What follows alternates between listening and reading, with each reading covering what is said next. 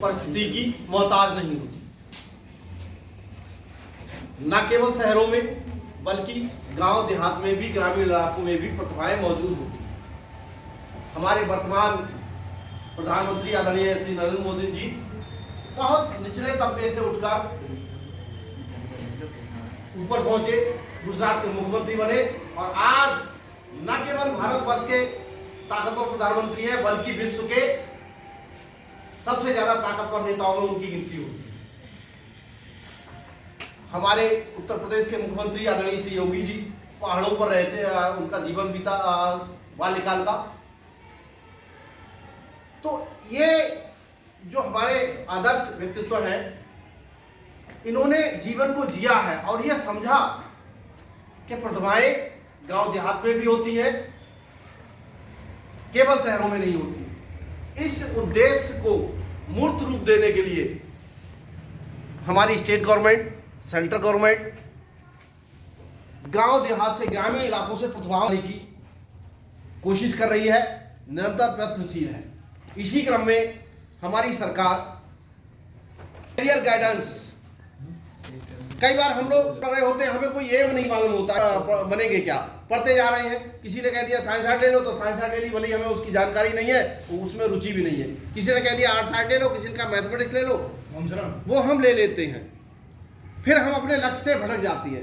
तो आपको पहले अपना लक्ष्य निर्धारित करना होगा। कैरियर गाइडेंस का मतलब होता है कैरियर, आप भविष्य में क्या बनना चाहते हैं। जैसे कोई बच्चा IAS अधिकारी बनना चाहता है, कोई बच्चा फौज में जाना चाहता है, फौज में जाकर देश की सेवा करना चाहता है, कोई बच्चा बहुत अच्छा बिजनेस टाइकून बनना चाहता है,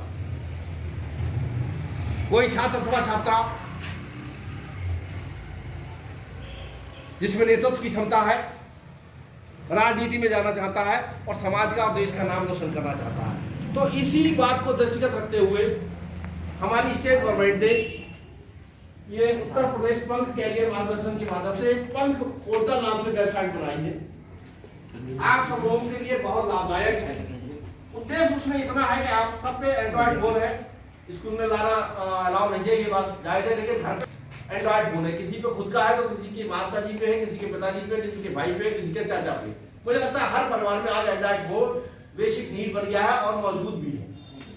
तो आप उस पर जैसे ही पंख पोर्टल खोलेंगे, अपना रजिस्ट्रेशन नंबर डालेंगे, जो 9th के भी 10th का भी होता है, 11th का भी होता है, 12th का भी रजिस्ट्रेशन नंबर है, रजिस्ट्रेशन फॉर्म भरे गए। रजिस्ट्रेशन नंबर डालते ही उसमें बहुत सारी पूरी डिटेल खुल जाती है और उसमें आपके कि आप बनना क्या चाहते हो, कैरियर में क्या अचीव करना चाहते हो, ये सब आपको ऑप्शन मिलेंगे। जैसे मैंने अभी बताया कि आप सिविल सेवाओं में जाना चाहते हैं, IAS PCS अधिकारी बनना चाहते हैं। IAS अधिकारी मीन्स DM बनते हैं लोग, प्रमुख सचिव, मुख्य सचिव बनते हैं। PCS अधिकारी SDM,